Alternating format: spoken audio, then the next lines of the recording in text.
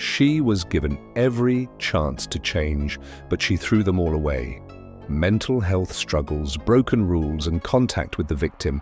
Devon Atkins had one last shot at freedom until the judge heard the truth. What really happened in that courtroom left everyone stunned, and by the end, she was begging for mercy, but it was too late. And Ms. Atkins is on probation for the third-degree felony offense of injury to an elderly person. That's started at May 23rd of 2022. There was a motion to adjudicate probation filed. She entered pleas of true to counts 4 and 5. Does the state have testimony with regard to counts 1, 2, and 3? Yes, the court would like. Yep, I think I would. Down there, call, Shakita Cole. Yes, ma'am. Good morning, Ms. Cole. Would you please raise your right hand? Do you swear or affirm the testimony you're going to give in this hearing will be the truth, the whole truth, and nothing but the truth, so help you God? Thank you. Ms. Cole, would you please state your full name for the record? Shakita Cole. How are you employed? I'm employed at Jackson County Adult Probation. And as an adult probation officer, is it your responsibility to supervise an individual on this court's probation by the name of Devon Atkins? Yes. Do you see Ms. Atkins in the courtroom here today? Yes. Can you point to her identifier? Right here in the blue jumpsuit. Your amended record reflect Ms. Cole has identified the probationer Devon Atkins. Record will so reflect. And Ms. Cole, as with every probationer, when they are placed on the court's probation, are they given the rules and restrictions placed upon them and what they are supposed to do to follow the court order? Yes. And each one of those in detail is gone over with them so that they understand everything that they're required to do, correct? Yes. Was Ms. Atkins so advised? Yes. At her intake? She was advised at her intake and at a TTM at the Melton Center in person.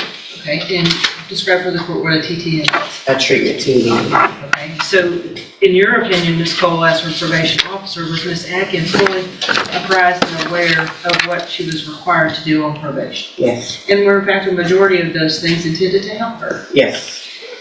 Was she advised that she was to report to the Community Supervision Department when directed by yourself in the court? Yes. And did Ms. Atkins, based on your review of the file, fail to do that on multiple dates, including but most likely not limited to November 4th of 2024, November 19th of 24, and, and was that in violation of her probation order? Yes. Did you address that with her and inform her it is important to report if you have something come up, you need to let me know? Yes. And did she do that? No. Was Ms. Atkins, as a condition of said probation, ordered to perform community supervision hours? Yes.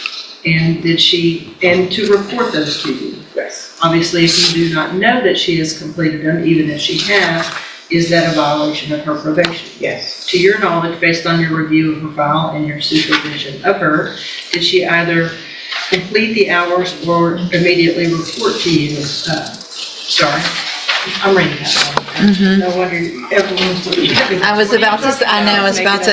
Service.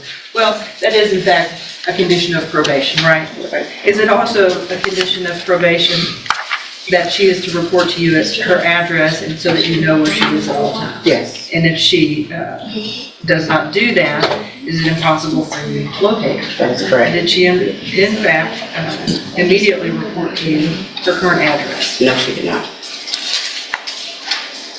Most importantly, based on Ms. Atkins' underlying offense and her issues, was she ordered or did she attend the safety program? She attended safety. She completed the unit placements and the residential aftercares, but each time that she went for the supported outpatient, she didn't complete, so she didn't continue. Okay, and was that failure to provide verification of attending safety a violation of her probation? Yes. And did that go hand in hand with her failing to successfully complete safety, which is to include any aftercare programs? Correct. And she did fail to successfully complete the entirety of the safety program as ordered? That's correct. And again, addressing those issues, is she ordered to submit at your direction and court's direction to alcohol and/or drug screening? Yes, she is. Was she ordered to do so on October 30th of 24, November 7th of 24, November 12th of 24, and November 13th of 24, and November 16th of 24. Yes, And to your knowledge, based on the review of her file, did she fail to do that? she did fail to do that. With respect to the entirety of Ms. Atkins' case, if I may, if this is the appropriate time, Judge, is there anything else? I know you and I have had a lengthy discussion about her that you feel would be appropriate for the court to know in conjunction with your testimony and your updated PSI. The main thing is her mental health. She refuses to address that. We've made appointments for her with Spinal Tap and she didn't attend the appointments. She's Case. Summary: the downfall of Devon Atkins. Devon Atkins was already on probation for a serious crime, injury to an elderly person. But instead of following the rules and using the second chance the court gave her, she repeatedly violated her probation conditions. What did she do wrong? She missed multiple scheduled appointments with her probation officer, failed to complete court-ordered community service, did not report her current address, making it impossible to track her, ignored orders to submit drug and alcohol tests, repeatedly skipped mental health appointments, even when they were scheduled and provided for free. Most critically, she continued to contact the victim 100% when she was out unmedicated. So that kind of interfered with her completing her services. And she maintained contact with the victim in the case. So that part, her grandmother was trying to be there for her because of the mental health difficulties. And that's the main thing that we were trying to get her to address. Okay. Can I address anything? In a minute. Mr. Lewis, do you have any questions? Hold on, ma'am. You're going to get an opportunity, okay? Mr. Lewis, do you have any questions of Ms. Cole? Just briefly, during your supervision of Ms. Atkins, were you able to supervise her at points when she was on her medication and not on her medication? The entire time she has not been on her medication. So she's been unmedicated this entire time? Yes, sir. Your supervision? Okay. Anything else? Nothing else. All right. Thank you, Ms. Cole. Any other witnesses with regard to the allegations? Based on the testimony, Unless I may ask, Ms. Cole, Judge, Yeah. and you stated that earlier, Ms. Evelyn Thibodeau, I believe that is her grandmother, correct? Yeah, correctly. hold on, ma'am. At some point in time in November of 2024, was Ms. Atkins violating the condition the court had imposed that she not to have contact with Ms. Thibodeau for Ms. Thibodeau's safety? Yes. Thank you, Judge. Any questions about that? About No. the count, that's count 8 with the Right. contact? Okay. Then, at this time, based on the testimony, I am going to find count 1, 2, 3, 6, 7, and 8 true. Again, there were pleas of true to counts 4 and 5 previously. I've received an updated pre-sentence report. Has everyone had an opportunity to review that report? Yes, ma'am, Judge. Any additions or corrections to that report? No, from the defense, Judge. Nothing from the state, Your Honor, unless Ms. Cole has something to add. Do you have anything to add that's not already in your report? No. So the main thing I want to make sure, Ms. Cole, I have a notation here to ask is, you guys were aware of mental health issues and had opportunities for Ms. Atkins to participate in mental health services. Is that correct? I made the appointments myself for her. Okay. All right. Argument, Mr. Lewis? Well, Judge, I think definitely from the updated PSI we have, as well as I think there was some issues from the jail. If you look at those issues and activity, I think that goes directly to her mental health state. Unfortunately, she has not been on a mental health caseload. I think that definitely would benefit her, as well as, being able to take advantage of any services that Spinal Tap MHMR may have, or any programs that probation deems appropriate for her. I have had conversations with her and many meaningful conversations with her where she has addressed to me her desire to take advantage of those activities if those available to me. She did understand that she had the safety opportunity that didn't go well, but I don't think the mental health issues were addressed, mainly just substance abuse at that point. I think if we can get a handle on that or get some work done with her to address the mental health issues, I think she'll do a lot better in this situation and be able to complete this I assessment. mean, it's hard when Hold the on. nationwide's not taking patients. Well, it sounds like you had appointments that you missed that Ms. Cole made for you. What, did she go to regular Safe P or not special? today. Hold on. Special needs. So she's already been to special needs Okay. Safe P. So that was a whole 6 months plus aftercare of drug and mental health help. So Ms. Atkins, the problem is you're being given all the opportunities. Yeah, but like I said, I don't know if I told you, I had an appointment in Port Arthur because I cannot get into Bowman. They're not taking new patients. So you had an appointment that Ms. Cole set for you, at least one, how many? Yeah, but it's not for medicine. It's for psycho. I'm not a psycho. I don't have those problems. I mean, some people do that. I don't know. Well, you obviously, we don't know. In the case, her grandmother, despite being ordered not to. Mental health. Ignored probation officers had set up several opportunities for Devon to get mental health help, but she refused to attend.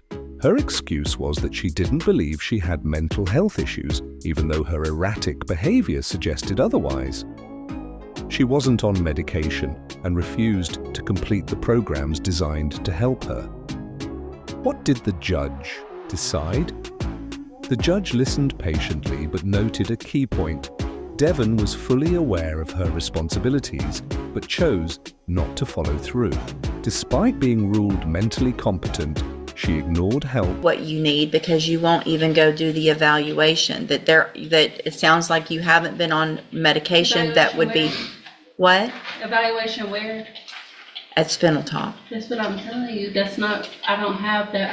I'm not a psychopath. That is for. It's psychopath. Nobody's saying you're a psychopath, but you That's what have. it's called, past program. I'm not a psychopath. That's what I'm That's telling not what it's called, and that's not the reason it's called that. Okay, if you had gone to your appointment and talked to them, then you would know what that was for, and you would know that it was meant to help you so that you could get on medication, stabilize, and not have the issues that you've been having.